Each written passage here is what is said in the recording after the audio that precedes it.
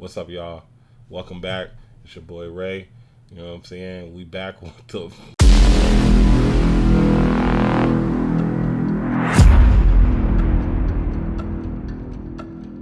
Thank you so much for tuning in to this video.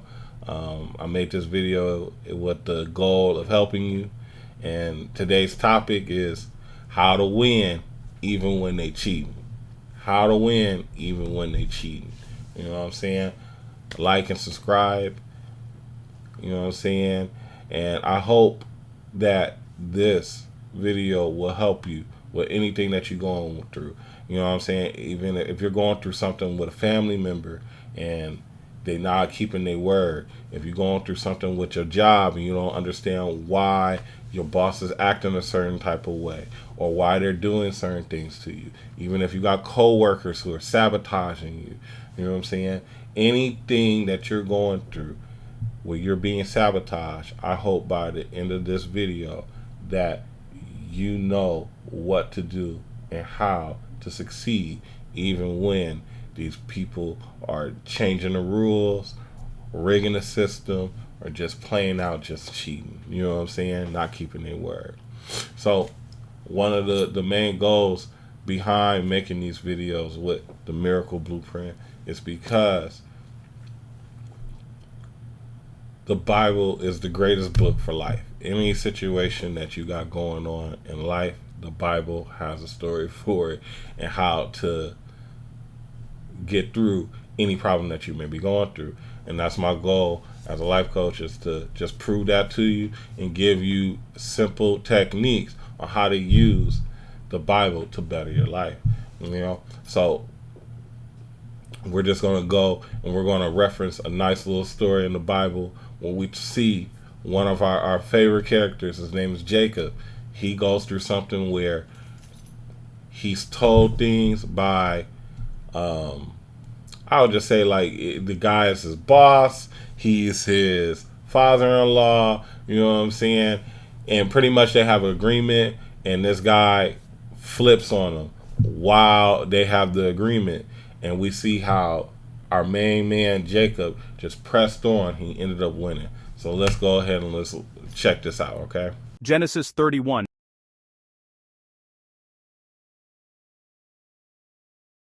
ERV. One day Jacob heard Laban's sons talking. They said, "Jacob has taken everything that our father owned. He has become rich, and he has taken all this wealth from our father." Then Jacob noticed that Laban was not as friendly as he had been in the past. The Lord said to Jacob, "Go back to your own land where your ancestors lived. I will be with you." So Jacob told Rachel and Leah to meet him in the field where he kept his flocks of sheep and goats. He said to them, "I have noticed that your father is not as friendly with me as he used to be, but the God of my father has been with me. You both know that I have worked as hard as I could for your father, but he cheated me. He has changed my pay 10 times. But during all this time, God protected me from all of Laban's tricks. At one time Laban said, 'You can keep all the goats with spots. This will be your pay.' After he said this, all the animals gave birth to spotted goats, so they were all mine. But then Laban said, 'I will keep the spotted goats. You can have all the striped goats. That will be your pay.' After he said this, all the animals gave birth to striped goats. So God has taken the animals away from your father and has given them to me. I had a dream during the time when the animals were mating. I saw that the only male goats that were mating were the ones with stripes and spots. The angel of God spoke to me in that dream. The angel said, 'Jacob!' I answered, 'Yes!' The angel said, 'Look, only the striped and spotted goats are mating. I am causing this to happen. I have seen all the wrong things Laban has been doing to you. I am doing this so that you can have all the new baby goats. I am the God who came to you at Bethel, and there you made an altar, poured olive oil on it, and made a promise to me. Now I want you to be ready to go back to the country where you were born.' Rachel and Leah answered Jacob, 'Our father has nothing to give us when he dies. He treated us like strangers. He sold us to you, and then he spent all the money that should have been ours. God took all this wealth from our father, and now it belongs to us and our children. So you should do whatever God told you to do.' So Jacob prepared for the trip. He put his children and his wives on camels. Then they began traveling back to the land of Canaan, where his father lived.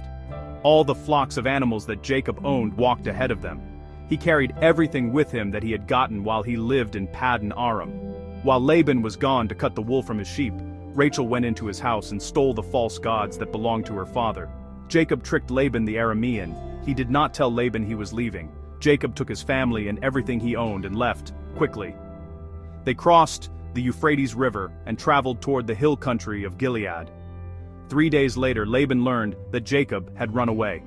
So he gathered his men together and began to chase Jacob. After 7 days, Laban found Jacob near the hill country of Gilead. That night, God came to Laban in a dream and said, Be careful of every word you say to Jacob." The next morning, Laban caught up with Jacob. Jacob had set up his camp on the mountain, so Laban and all his men set up their camp in the hill country of Gilead. Laban said to Jacob, "Why did you trick me? Why did you take my daughters like they were women you captured during war? Why did you run away without telling me? If you had told me, I would have given you a party. There would have been singing and dancing with music. You didn't even let me kiss my grandchildren and my daughters goodbye. You were very foolish to do this. I have the power to really hurt you. But last night the God of your father came to me in a dream. He warned me not to hurt you in any way. I know that you want to go back to your home. That is why you left. But why did you steal the gods from my house?" Jacob answered, "I left without telling you because I was afraid. I thought you would take your daughters away from me, but I did not steal your gods. If you find anyone here with me who has taken your gods, they will be killed. Your men will be my witnesses. You can look for anything that belongs to you. Take anything that is yours." So Laban went and looked through Jacob's camp. He looked in Jacob's tent and then in Leah's tent. Then he looked in the tent where the 2 slave women stayed, but he did not find the gods from his house. Then he went into Rachel's tent. Rachel had hidden the gods inside her camel's saddle, and she was sitting on them. Laban looked through the whole tent, but he did not find the gods. And Rachel said to her father, "Father, don't be angry with me. I am not able to stand up before you. I am having my monthly time of bleeding." So Laban looked through the camp, but he did not find the gods from his house. Then Jacob became very angry and said, "What wrong have I done? What law have I broken? What right do you have to chase me and stop me? You looked through everything I own and found nothing that belongs to you. If you found something, show it to me. Put it here where our men can see it. Let our men decide which one of us is right. I have worked 20 years for you. During all that time, none of the baby sheep and goats died during birth, and I have not eaten any of the rams from your flocks. Any time a sheep was killed by wild animals, I always paid for the loss myself. I did not take the dead animal to you and say that it was not my fault, but I was robbed day and night. In the daytime the sun took away my strength, and at night sleep was taken from my eyes by the cold. I worked 20 years like a slave for you. For the first 14 years I worked to win your 2 daughters. The last 6 years I worked to earn your animals. And during that time you changed my pay 10 times. But the God of my ancestors, the God of Abraham and the fear of Isaac, was with me. If God had not been with me, you would have sent me away with nothing. But he saw the trouble that I had and the work that I did, and last night God proved that I am right." Laban said to Jacob, "These women are my daughters. These children belong to me, and these animals are mine. Everything you see here belongs to me, but I can do nothing to keep my daughters and their children. So, I am ready to make an agreement with you. We will set up a pile of stones to show that we have an agreement." So Jacob found a large rock and put it there to show that he had made an agreement. He told his men to find some more rocks, and to make a pile of rocks. Then they ate beside the pile of rocks. Laban named that place Yegar Sahadutha, but Jacob named that place Gilead. Laban said to Jacob, "This pile of rocks will help us both remember our agreement." That is why Jacob called the place Gilead. Then Laban said, "Let the Lord watch over us while we are separated from each other." So that place was also named Mizpah. Then Laban said, "If you hurt my daughters, remember that God will punish you. If you marry other women, remember that God is watching. Here are the rocks that I have put between us, and here is the special rock to show that we made an agreement.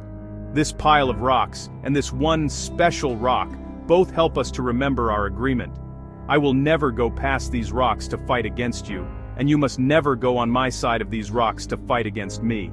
May the God of Abraham, the God of Nahor, and the God of their ancestors judge us guilty if we break this agreement." Jacob's father, Isaac, called God Fear, so Jacob used that name to make the promise. Then Jacob killed an animal and offered it as a sacrifice on the mountain. And he invited his men to come and share a meal. After they finished eating, they spent the night on the mountain. Early the next morning, Laban kissed his grandchildren and his daughters goodbye. He blessed them and went back home. Genesis 31:1-55, ERV. All right, so that was Genesis chapter 31. We see that our main man Jacob, the first thing that you hear him say is that, of course, the father, Laban, was, nice at first. He's not so nice now. But God is protecting him regardless of what he does. Even God comes and makes an appearance to Laban where he's like, hey, I see that the God of your father is protecting you.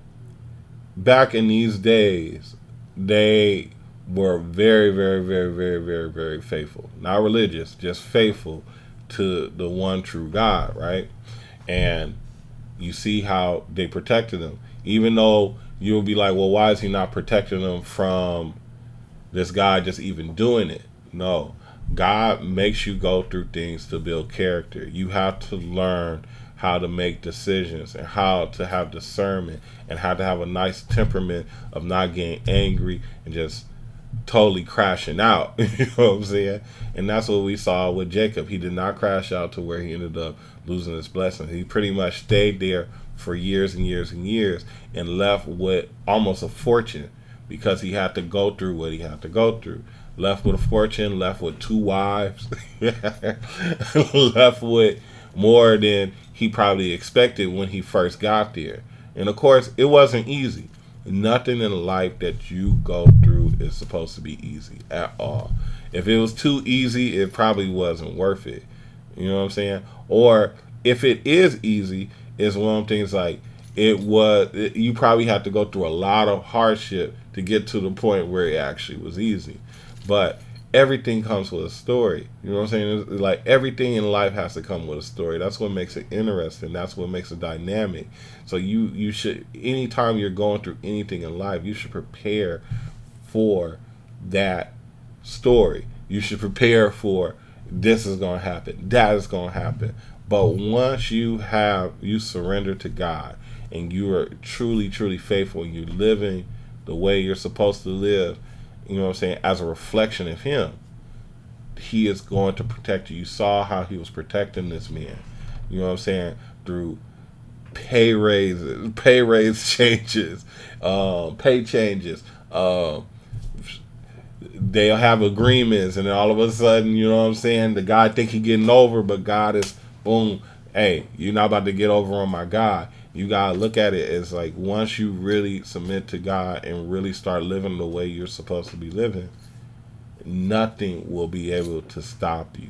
And you should walk in that confidence, because Jacob walked in that confidence that, hey, my God is going to protect me regardless. You know what I'm saying?